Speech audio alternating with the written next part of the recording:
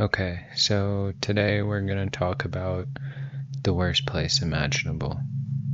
A badly lit commercial interior. Which obviously doesn't sound that bad at first. A badly lit commercial interior could be a dentist's office, a school hallway, a Best Western conference wing, a dying mall, a furniture store, maybe a government building, a YMCA, or one of those office corridors where every door has a little plastic nameplate and somehow everyone who works there looks like they've sold their soul to Microsoft Excel. Does anyone even use Excel anymore? Google Sheets, I guess. But the place I'm talking about is stranger than that, because it's not one building. It's a category of building. It is the place people recognize when they see the Backrooms for the first time. Yellow walls, wet-looking carpet, fluorescent lights, impossible turns, empty rooms, too much space, and the feeling that you've either been there before or that maybe you're remembering a dream about another dream. The modern internet calls this place the Backrooms. If you know the meme, you know the basic mythology. You know clip out of reality, like a video game character falling through a broken surface, and you end up in an endless, yellowish office maze. There are no windows, and there may not be exits. The lights hum constantly. The air feels stale. And if you hear something moving around in there, chances are it probably heard you too. Of course, that's the internet version. It starts as a cursed image, becomes a 4chan creepypasta, turns into a massive collaborative horror universe, and then Kane Pixels, comes along and gives it the found footage treatment so effectively that millions of people suddenly feel like they're watching leaked government footage. But what I want to talk about today is not just the Backrooms as internet horror, because I think a lot of people are doing that. I think I'd like to talk about why I think it worked. Why that image, of all images, became a cultural pressure point. Why so many people looked at a picture of yellow rooms and didn't just think, that's strange interior design. They thought, I know this place. They thought, I have dreamed this place. Some of them even thought, I've been somewhere like that. I just didn't know what to call it. That's where this gets really interesting. Long before the Backrooms had levels, entities, lore pages, survival guides, and people arguing about canon, there were already reports of recurring dreams about empty halls, about empty malls, endless hotels, rearranging schools, hospital corridors, office buildings, and labyrinths of doors.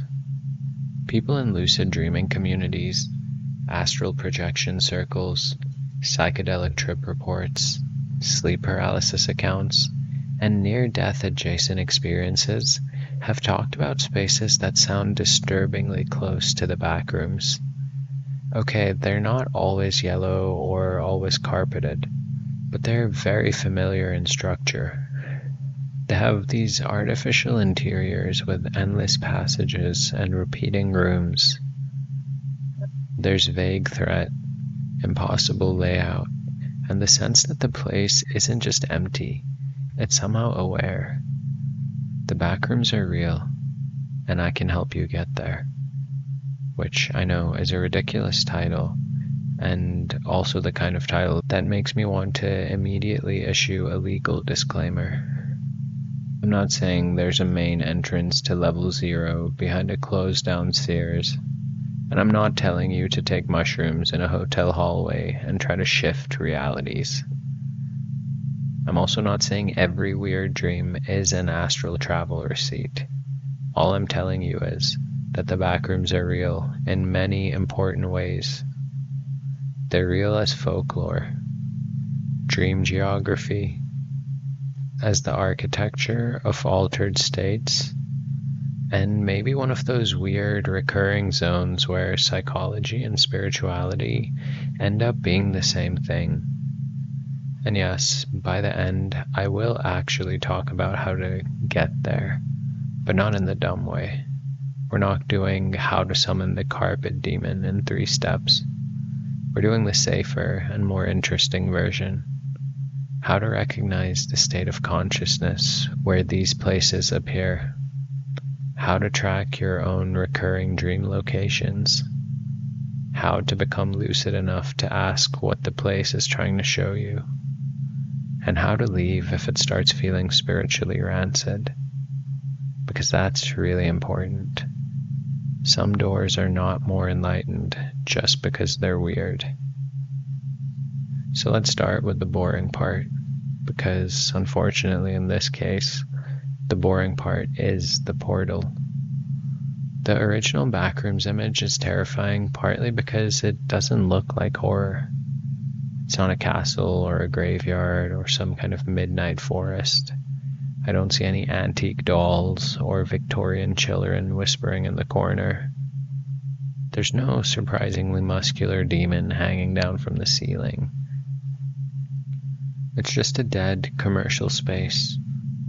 The walls have that kind of awful yellow-beige institutional color, like someone tried to go neutral but accidentally went mental illness. The carpet looks damp. The fluorescent lights make everything look two-dimensional, at least to me. The rooms repeat without becoming exactly symmetrical.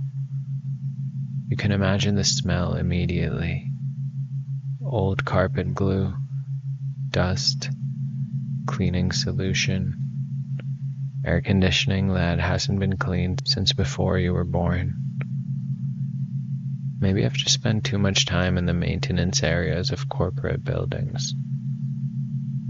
But I think this is the genius of it. It's not like exotic horror. This is so familiar. The Backrooms are made of places we've already passed through. Schools, offices, hotels, malls, churches, waiting rooms, conference centers, those weird storage areas behind retail stores. I think they're made of places that are supposed to be temporary. You're not supposed to live in a hallway or settle down in a waiting room. You're not supposed to build a family in the corridor outside a banquet hall. It says banquet hall. I feel stupid saying that word, but isn't that what they're called? I think these places just exist to move you from one meaningful space to another. But that is subjective, because for some people, like banquet hall owners, it's probably not a liminal space, right? Anyway, when they lose that function, they end up becoming a little uncanny. A bedroom can be empty and still feel like a bedroom. A kitchen can be empty and still feel like a kitchen. But an empty hallway has no identity except transition. If you're in a hallway and you're not going anywhere, something has usually gone wrong. And I think that's the emotional engine that drives the Backrooms. It's not just being trapped in a maze. It's being trapped in a place that no one was ever supposed to be trapped in. I think this is where the concept of liminality actually becomes useful instead of just being an internet word people put under photos of closed swimming pools. Liminal means threshold. In anthropology and ritual studies, liminality is the in-between state. No longer what you were, not yet what you will become. In architecture and internet aesthetics, liminal spaces are places of passage, like hallways, stairwells, empty malls, hotel corridors, parking garages, school buildings, after school. During school it's horrible. Not liminal. Too busy. Anyway, can you tell I didn't like school? Just kind of miss it? I don't know. Anyway, let's go on. This doesn't just go for schools, but these places become unsettling when the usual human context disappears. A mall full of people is annoying. A mall with nobody in it is a dream you should probably wake up from. The French anthropologist Marc Auger had a related idea called non-places. Airports, highways, hotel rooms, transit spaces. Places designed more for circulation and consumption than identity, history, or belonging. That idea helps explain why the backrooms feel so modern. Ancient people imagined underworlds as caves, rivers, or mountains. Medieval imagination loved forests, monasteries, and catacombs. We imagine the soul getting lost in a commercial office interior.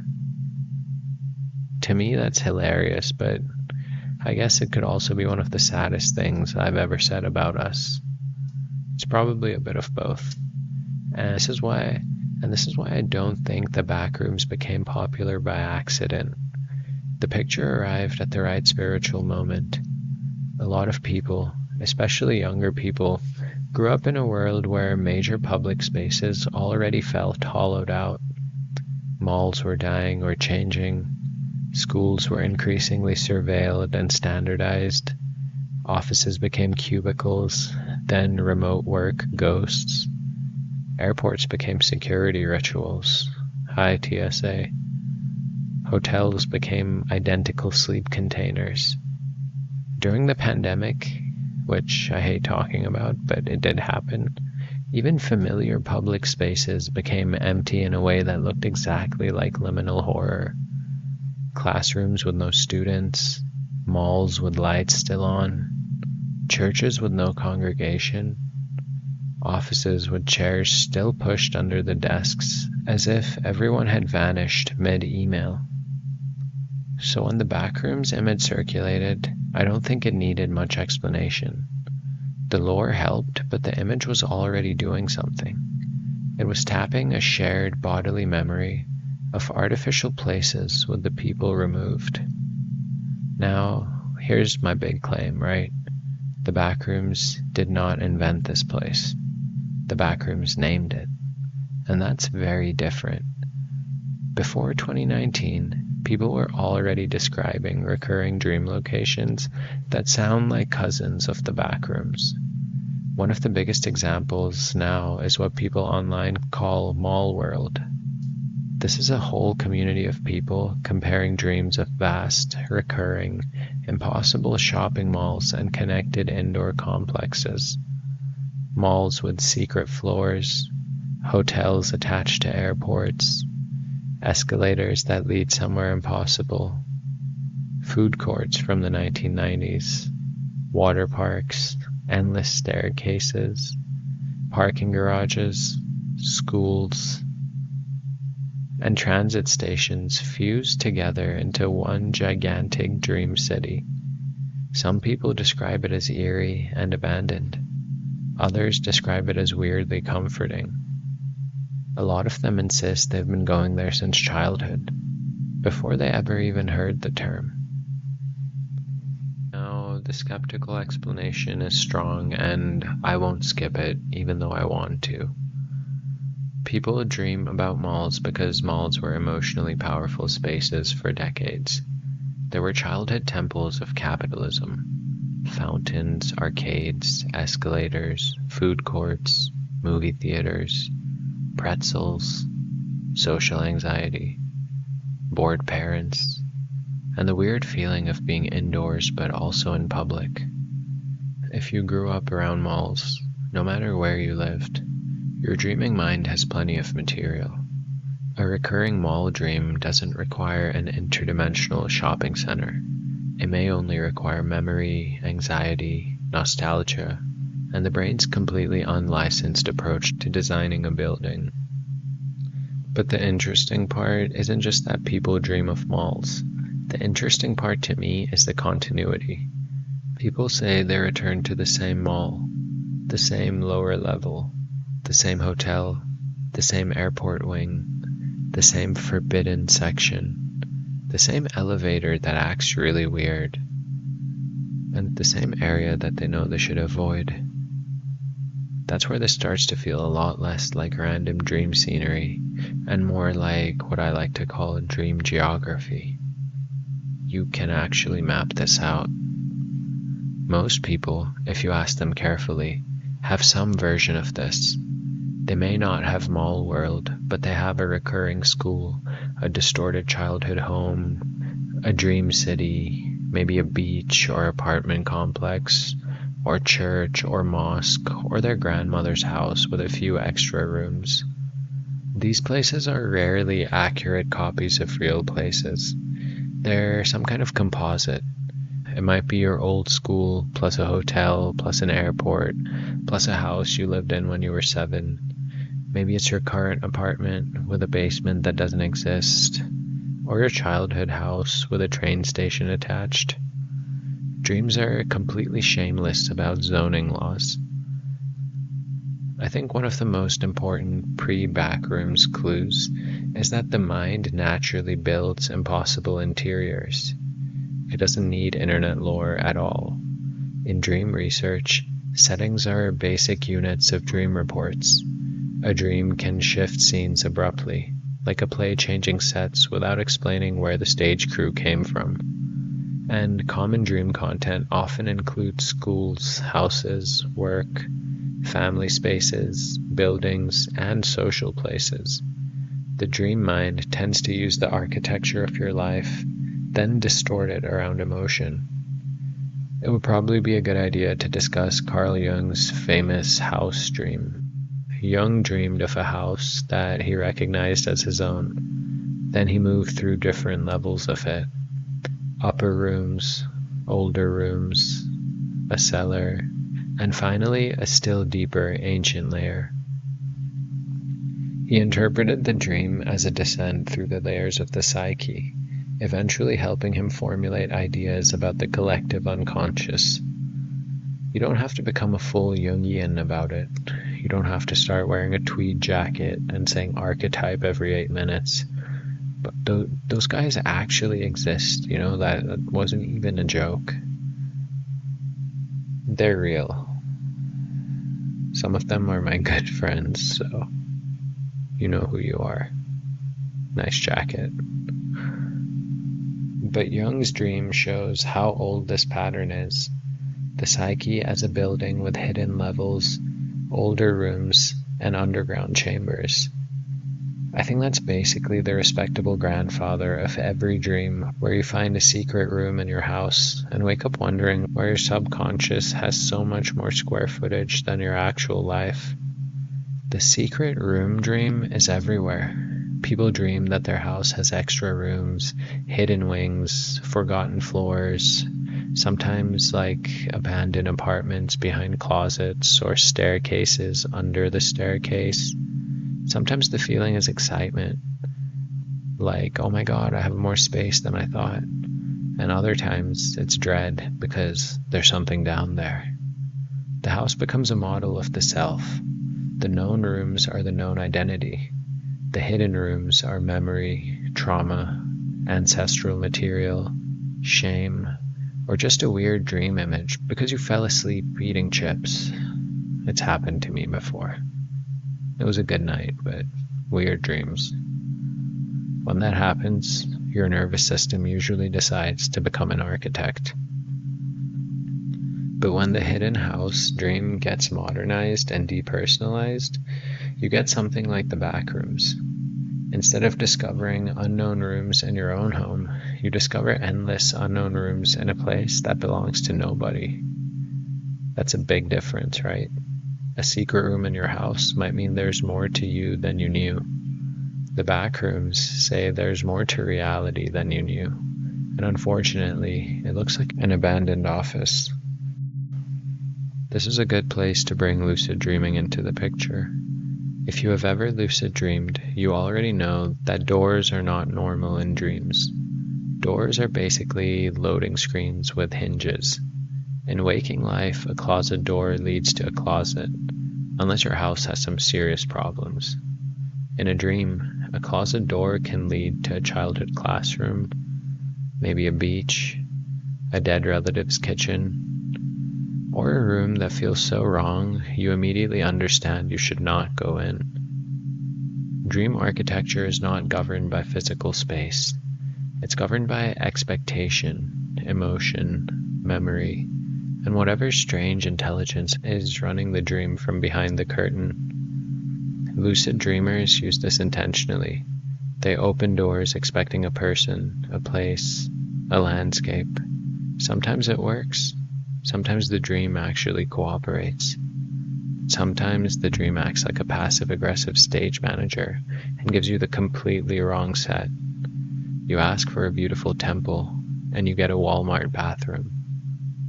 You ask for your higher self, and you get your 7th grade math teacher eating Cocoa Pops. That's the humility of dream work. You are conscious inside the dream, but you are not the sole author. That's so important for the Backrooms because no clipping is very dreamlike.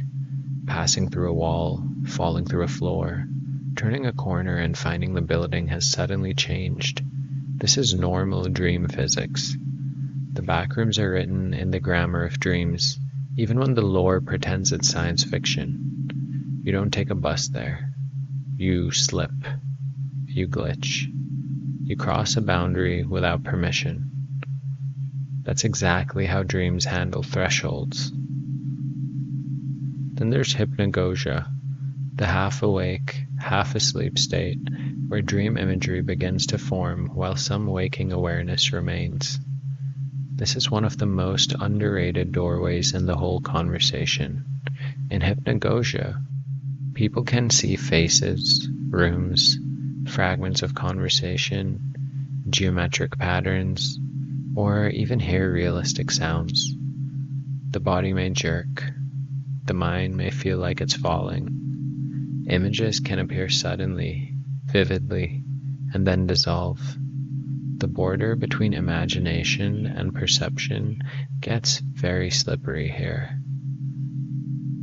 Hypnopompia, the state while waking up, can do something similar from the other direction. Add sleep paralysis, and things get even more intense. Sleep paralysis is a hybrid state. The mind becomes aware while the body is still in REM-related paralysis. People can feel unable to move, sense a pressure, hear sounds, see figures, or experience the room as occupied. Historically, cultures interpreted this through demons, jinn, night hags, alien abductions, and other local frameworks. The modern medical explanation is useful, but I don't think it erases how real the experience feels when you're inside it. If your body is frozen, your threat system is active, and dream imagery is leaking into your bedroom, the ordinary room can become an uncanny realm. Now imagine that instead of your bedroom, the imagery forming at the edge of sleep is a hallway, or a yellow corridor, or a school building after hours, or a hotel, or a mall. You are already at a threshold state of consciousness, and your mind gives you a threshold space. I don't think that's proof for another dimension, but it is extremely interesting symbolism. The state and the setting match. That is one reason I think people who want to understand the Backrooms should pay attention to liminal dreaming more than pay attention to creepypasta lore. Even though the lore is fun, the state is older. The state is the actual doorway, half awake, half asleep, not fully here, not fully gone. A hallway in consciousness, producing hallways in imagery. That's the part you need to be looking at. Now let's bring in the astral projection material, because this is where people either get excited or start looking for the exit. Out-of-body experiences have been reported across so many cultures, and modern occult literature built entire maps around them. In Theosophy, especially in the late 19th and early 20th centuries, writers like Annie Besant described subtle planes, astral matter, thought forms, and non-physical environments that could be shaped by emotion and thought. Again, I'm not telling you to accept theosophy as fact. Clearly, I'm not outsourcing my cosmology to Victorian occultists with intense facial hair and complicated diagrams. But historically, the writing is really important because it popularized the idea that there are subtle environments where thoughts, emotions, and entities can take form. The idea of thought forms is especially relevant. Besant argued that strong thoughts and emotions could create forms in subtle matter, temporary quasi-entities, or shapes with some kind of independent activity. Whether you take that literally, symbolically, or as early paranormal fan fiction with nice illustrations, it gives us an old system for something modern internet people constantly rediscover. If enough attention goes into an image, maybe the image starts acting like a place. That is the egregore theory of the Backrooms. An egregore, in modern occult language, is a kind of collective thought form or psychic structure generated by group attention. By that model, the Backrooms may have started as a meme, but after millions of people imagined it, feared it, wrote lore about it, dreamed about it, and emotionally charged it, the Backrooms became more than an image. It became a psychic location. Not necessarily a physical dimension, but a stable address in the non-physical, a place the mind can now find more easily because culture dug the path. Skeptically, people would explain that through priming. If you spend hours looking at Backrooms images, of course you may dream about them. Your brain incorporates waking material into dreams all the time. Spiritually, though, priming and invocation are uncomfortably close cousins. Both involve attention-shaping experience. The difference is interpretation. A psychologist calls it memory consolidation and expectation. An occultist calls it feeding the thought form. A mystic might say, "Be careful what you repeatedly invite into the theater of the soul." Robert Monroe is another major piece here. Monroe's out-of-body books describe different locales, including non-physical environments populated by apparent entities and spaces. His work is controversial, obviously, but it deeply influenced modern astral projection culture, especially through the Monroe Institute and later the Gateway material. What we can use here is that Monroe did not describe out-of-body travel as only floating around the physical bedroom. He described zones, environments, beings, and non-physical places with their own qualities. Once that idea enters popular culture, people begin comparing notes. I went to a city, a school, a hospital, a dark realm, a bright realm, a place with people who did not know I was there. That overlaps with Backrooms style reports, though we need to be honest about the evidence. A lot of astral projection stories that mention the Backrooms are posted after the meme became famous, so they're contaminated by the modern image. That doesn't mean they're fake, but I don't think I can use them as clean historical proof.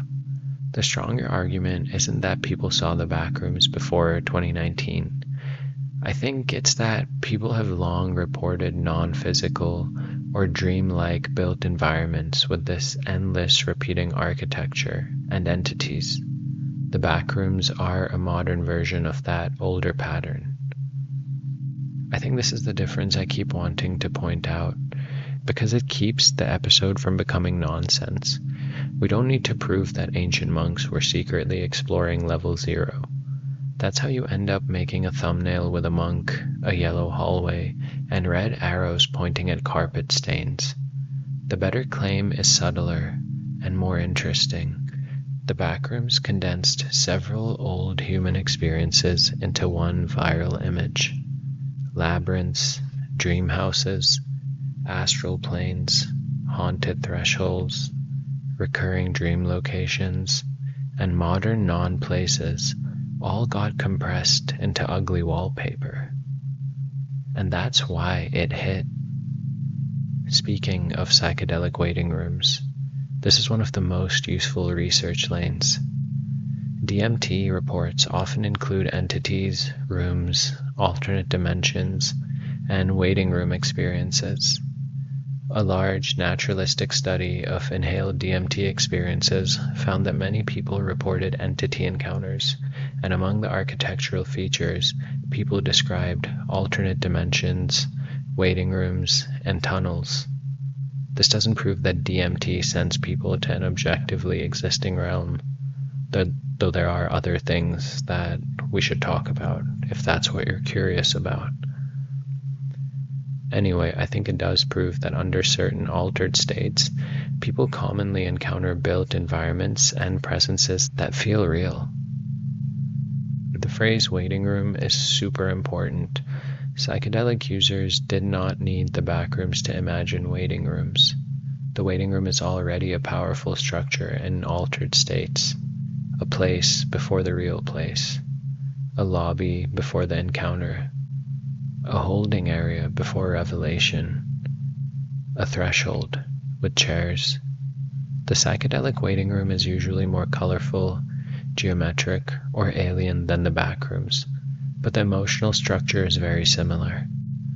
You're somewhere artificial or constructed. You are in between. Something may be there with you, and you feel like you're not in charge of the building. Near-death experiences also frequently include thresholds, tunnels, lights, borders, beings, sometimes life review environments. I'm not going to collapse NDEs into backrooms experiences because that would be stupid. A glowing tunnel of love is not the same thing as a moldy yellow office maze. I guess unless your afterlife has been really messed up somehow. But both show that altered states often organize themselves spatially. Consciousness, when it undergoes extreme transition, imagines places of transition. That's the recurring rule. When consciousness changes state, it often gives itself architecture. I know I've been saying that word a lot. It feels a bit embarrassing, I don't know. Architecture. Anyway. When consciousness changes state, it often gives itself architecture. This is true in dreams, psychedelic states, out-of-body experiences, near-death experiences, religious visions, meditative imagery, and even fever delirium. The architecture could be a temple, a city, a tunnel, or some kind of library in space. The form depends on culture, memory, and maybe things we don't exactly understand. But the pattern is consistent. The mind meets the unknown by building a place. Now, I think it's important to talk about entities without turning this into a paranormal zoo. The Backrooms lore eventually filled the empty space with named entities because humans cannot leave anything alone. Give people an infinite empty maze, and within weeks somebody will create a taxonomy, assign danger levels, name factions, and probably start arguing about almond water. I respect the impulse. It's very human. Also, some of the lore is fun, and some of it is terrible in the way that only collaborative internet mythology can be terrible, where you can see a version of your teenage self discovering adjectives in real time. I know you know what I'm talking about. Read the lore, you'll see. But entity reports outside Backrooms lore are the ones that are more interesting to me. In sleep paralysis, people often report a sensed presence, sometimes a shadow figure, intruder, pressure, or a watcher. In psychedelic reports, entities appear as aliens, insectoids, jesters, feminine presences, of course machine elves, or other hard-to-categorize intelligences.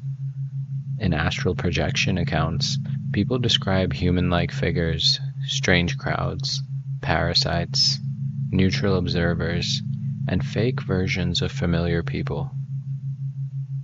In dreams, entities can be as ordinary as a teacher or as strange as a faceless person standing at the end of a hall.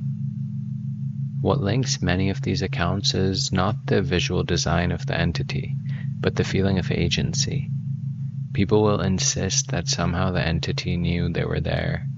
They'll say it was watching them and reacting to their awareness.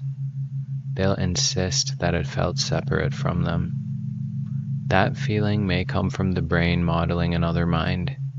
It may come from dissociated parts of the self. It may come from an actual encounter. I honestly don't know. I'm not going to pretend like the answer is obvious just to sound cool. What I do know is that liminal spaces attract entities in folklore. Doorways, crossroads, shorelines, graveyards, mirrors, wells, dusk, dawn, abandoned houses. I feel like I've kind of said everywhere, but it was just a lot of places. These are threshold zones, as I've mentioned before when I talk about fairies, and human beings have always populated threshold zones with non-human presence. A hallway is basically a threshold stretched into architecture. It's not surprising that people imagine something there. The space itself implies passage, and wherever there's passage, there can be a gatekeeper or a guide. I don't think this means every hallway dream entity is real in an external sense. Sometimes the monster is your anxiety with legs, or trauma wearing a rented costume. Sometimes it's just sleep paralysis plus threat detection. Other times it's the cold hot dog you ate at midnight, filing a complaint through symbolic imagery. But sometimes an encounter has that charged quality that makes people hesitate to dismiss it. Even if the best explanation is psychological, psychology isn't tiny. Your psyche is where you suffer, repent, love, fear, worship, and become someone else. Calling something psychological doesn't just mean it's fake. I think when you call it psychological, you're saying it's intimate and personal. I think that might be the main mistake both skeptics and believers make. Skeptics sometimes use in your head as if the head is like a storage closet. Believers sometimes think an experience only matters if it came from outside them. I think both of these positions underestimate the richness of the human interior. The interior isn't a blank private room. There is stuff going on inside. You know how much stuff there's going on inside. Come on, let's be honest. Now, let's ask the obvious question. If all of this existed before the Backrooms, why did the Backrooms become the name for it? Because the Backrooms are ugly enough to be believable. I know it sounds like a joke, but I really do mean it. A beautiful, mystical realm immediately triggers suspicion. If someone tells you they traveled to a crystal palace of violet light, where angelic beings taught them the secrets of time, maybe they did, but part of me is also wondering if they recently bought a very expensive retreat package, or have been watching too much Gaia. I don't know if you know what that is, but Gaia is interesting. It's a channel, or a thing, streaming thing. The Backrooms are spiritually persuasive because nobody would invent that place to flatter themselves. There's no ego reward in saying you accessed a higher dimension and it looked like a closed-down corporate training center. I think the ugliness gives it credibility. Modern life is ugly in exactly that way. Not like dramatic ugly or gothic ugly, but just planned, processed, fluorescent, laminated, and impossible to fully escape. I know people use this phrase a lot, but I think the Backrooms feel like the unconscious of late-stage capitalism. I think they're the dream you get after spending your entire life in spaces designed by people who measure efficiency but forget the soul. There is also a childhood layer. Many Backrooms-like spaces resemble the places children wander when adults are busy. church basements, school corridors, hotel hallways. I know you're getting tired of these lists, but malls, community centers, office buildings where a parent works, carpeted corridors outside conference rooms. These are spaces where a child can feel both safe and abandoned. Nobody is attacking you, but nobody is exactly with you either. The lights are on, and adults are nearby in theory. The building is public, but you're alone in it. And that specific kind of loneliness is really powerful. A lot of liminal horror is childhood memory with the people removed. Think of being a kid in a hotel. Your parents are asleep. You step into the hallway. The carpet pattern repeats forever. The ice machine hums. Every door is the same. You know other people are behind those doors, but the hallway itself is empty. You feel adventurous for about 3 seconds. Then you feel the building's size. That, to me, is a Backrooms seed. Or think of school after hours. During the day, a school is noisy and socially overwhelming, at least for me. After hours, the same hallway becomes wrong. Lockers are closed, fluorescent lights buzz. A janitor's cart sits somewhere. Your footsteps sound too loud. The building hasn't changed, but its social soul has left. This is what liminal space horror understands. Places aren't just physical. They become animated by use. Once you remove the use, only the shell remains. And that shell is exactly where ghosts move in. Again, maybe not literal ghosts. Maybe memory ghosts, social ghosts, the ghost of purpose or childhood, or of a future that did not happen. The ghost of a mall that used to be full. The ghost of a job, maybe. Or in my case, the ghost of a version of you that once knew how to belong there. The Backrooms take that shell and make it infinite.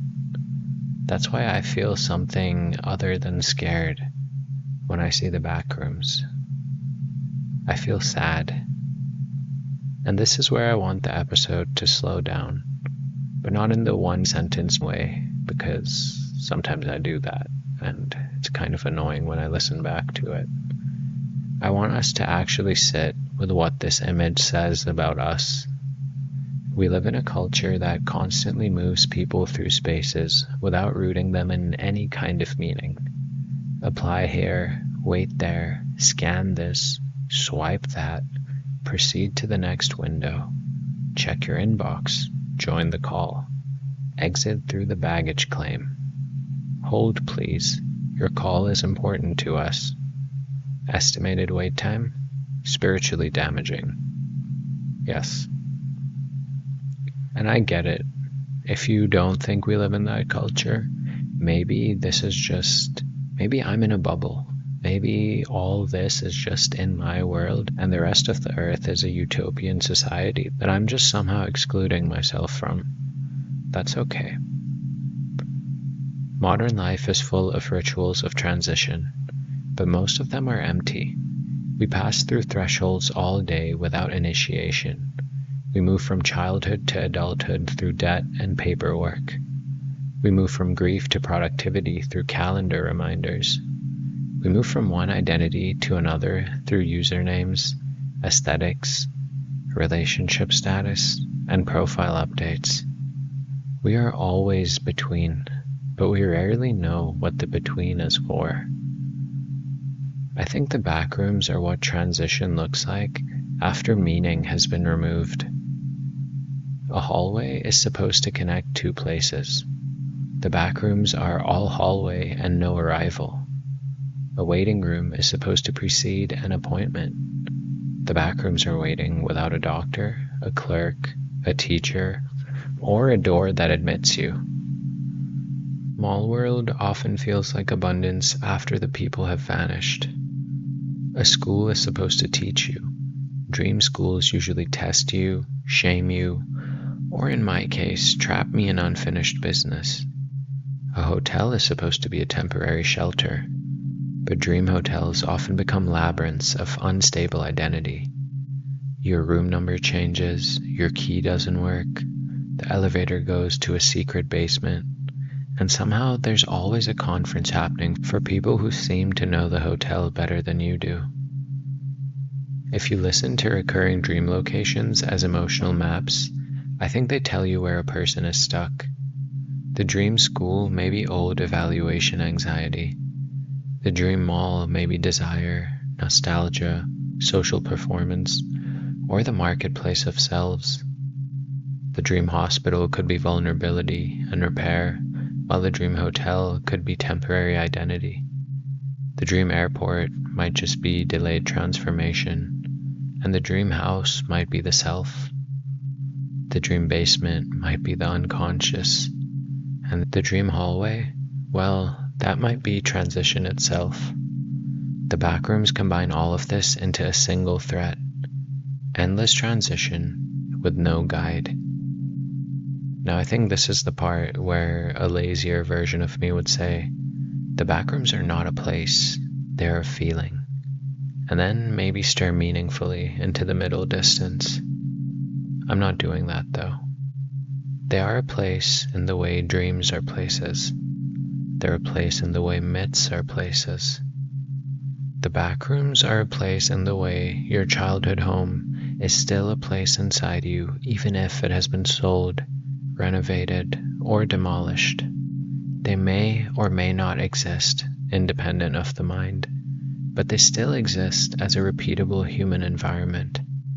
People can enter them through images, dreams, games, stories, altered states, and memory. And for me, that's real enough to talk about it for this long. I think the practical question after all of this becomes, should you try to go there? My answer is annoying because it depends what you mean. If you mean, should you obsess over Backrooms lore until you scare yourself into nightmares and then interpret every nightmare as proof that you're chosen? No, please. That is how people turn imagination into spiritual self-harm.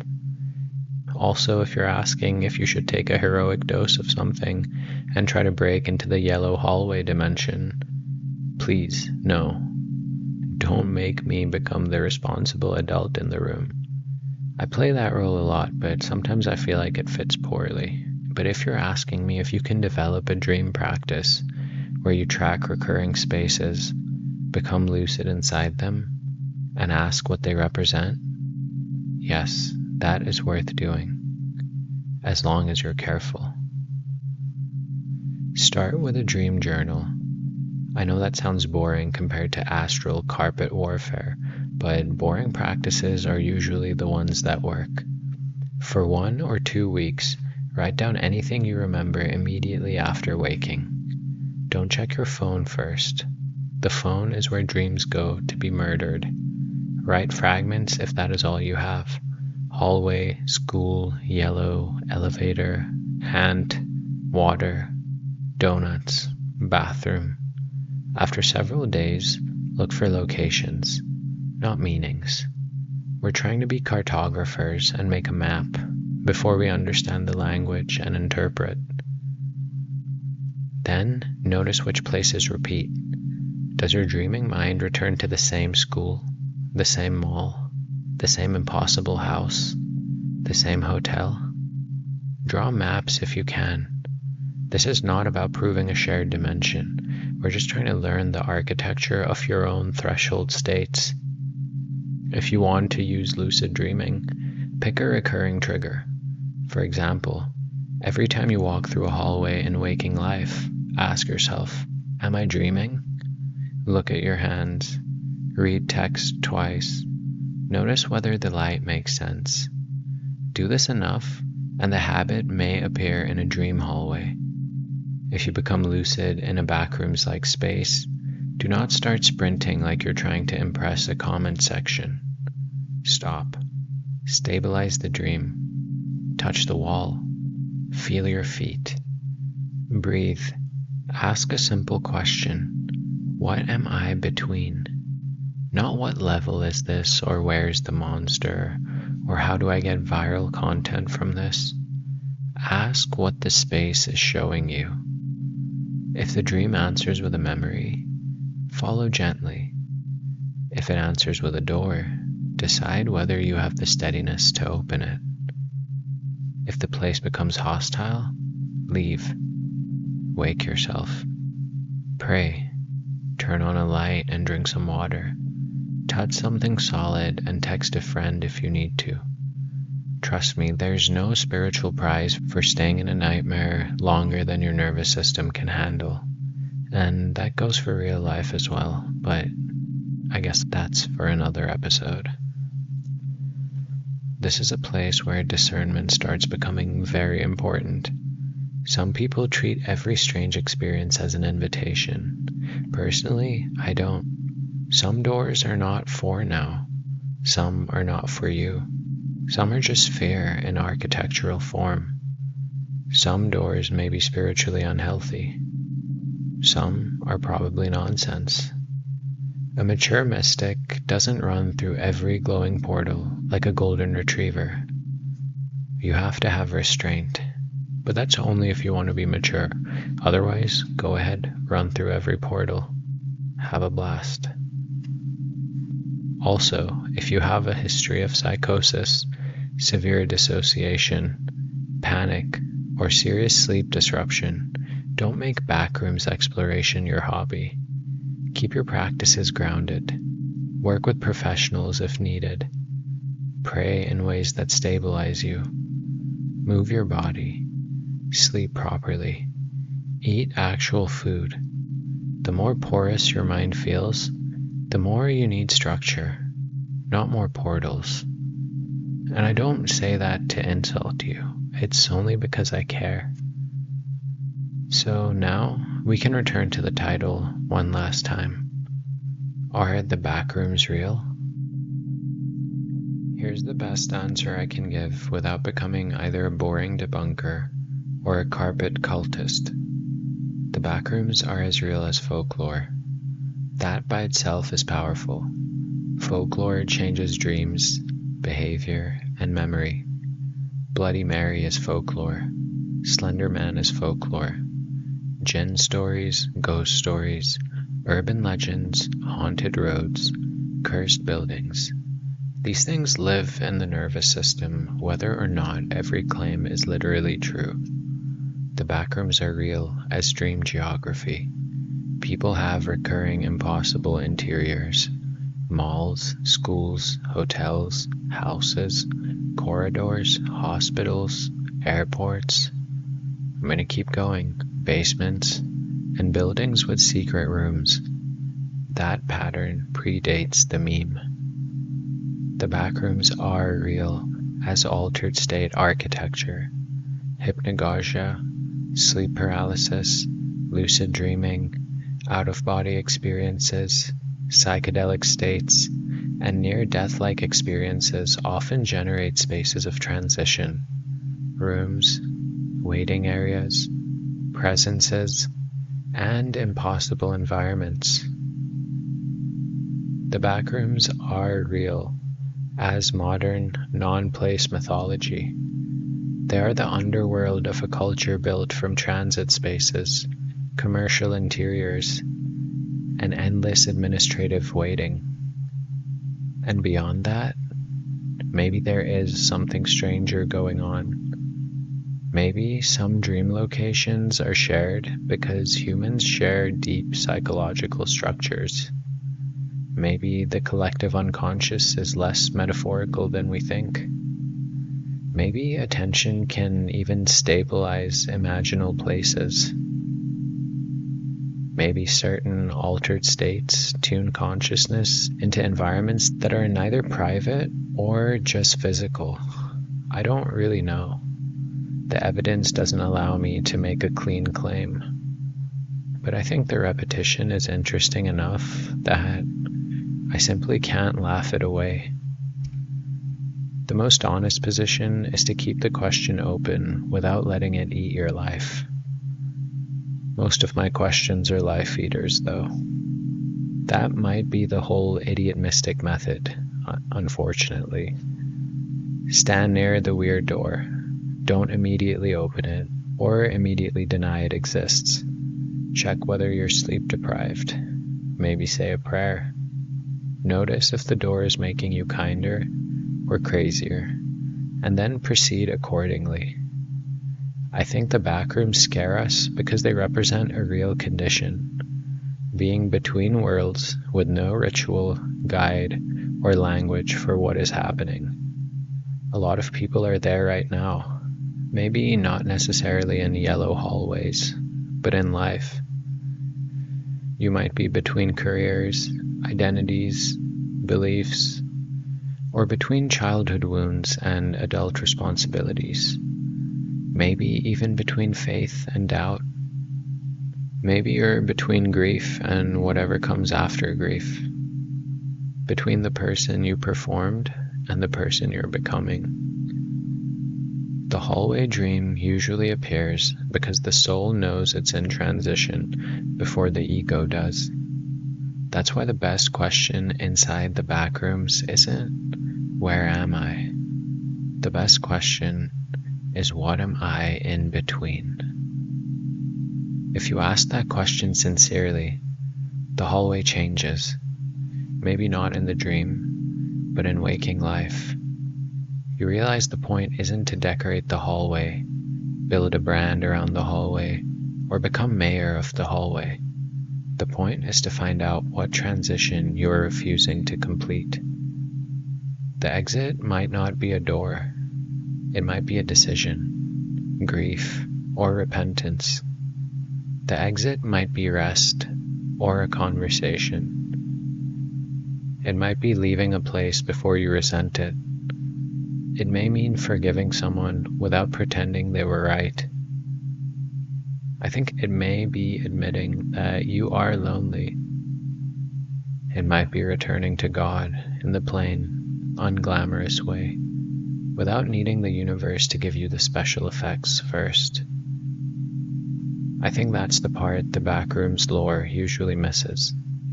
Infinite levels are fun, but endless exploration is not the same as transformation. Some people don't want the exit because being lost is their identity. The weird realm makes them feel chosen. The haunting gives their life a plot. I understand that temptation. I've been there. Suffering with lore can feel much better than suffering without it, but it is still suffering. The hallway is not our home, so if you dream of it, pay attention. If you see yellow walls, endless doors, empty malls, strange hotels, or corridors that rearrange themselves, don't panic right away. Just notice the feeling and the architecture. Notice whether the place is memory, fear, or warning. If there's an entity, don't immediately assume it's either a demon or just your brain. Stay calm if you can. Ask what it represents or what it wants. Ask for divine protection. And if the room gets worse, leave. There's so much humility in just leaving. And if you never dream of the backrooms, that's fine too. Don't manufacture a haunting because the internet made it aesthetic. Your threshold might look different. It might be a desert or an ocean or a hospital bed or a weird forest. The form might be how the thing presents itself, but the question under it is much more important. What are you in between? That is the doorway. So that is the episode. The backrooms, to me, aren't just an internet horror setting. They're a modern name for an old pattern. The dream of being trapped in transition. The meme gave us yellow wallpaper and wet carpet, but the structure is older than 4chan, older than Kane Pixels. Everyone's older than him. Older than the word liminal. Older than malls. Probably older than architecture itself. Humans have always dreamed of labyrinths, underworlds, and entities at the edge. We just happen to live in a time where the labyrinth looks like a corporate building after everyone has gone home. Which, in its own way, I guess, is very funny. The ancient hero got a minotaur. We got fluorescent lighting and carpet moisture. It seems like every era gets the underworld it deserves. If you've had one of these dreams, an empty mall, a yellow hallway, a house with extra rooms, an airport that never lets you leave, send it to me. I want to start collecting these stories properly, to map recurring architecture, because I suspect the Backrooms are only one neighborhood in a much larger dream city. Until then, write down your dreams, drink water, be careful with doors. Please don't let internet horror become your theology. And if you do wake up in a yellow hallway under fluorescent lights, try to stay calm. Touch the wall. Breathe. Ask what you are in between. Then, look for the exit.